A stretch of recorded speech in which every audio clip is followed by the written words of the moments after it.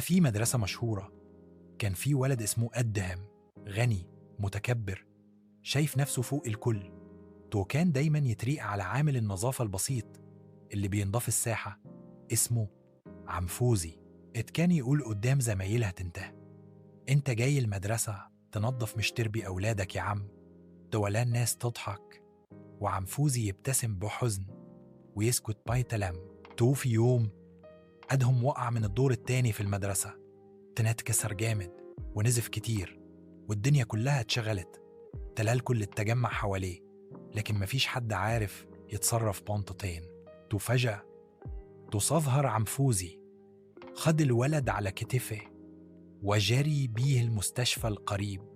تفضل معاه لحد ما دخل العمليات بعدها بيومين الدم فاق، تلقى أبوه وأمه جنب السرير واللي جنبه عمفوزي بنفسه.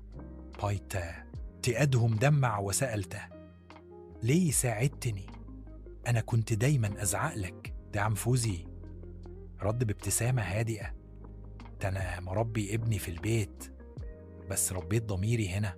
من يومها أدهم اتغير تماما، بقى يحترم كل الناس حتى أصغر عامل في المدرسة. عبر سنين وهو بيتخرج قال في كلمتي في الحفلة: أكتر شخص علمني معنى الرجولة كان عامل نظافة. مش كل بطل لابس بدلة، أحيانا بطل ماسك مكنسة. ولا الرجولة مش فلوس، الرجولة موقف. تنل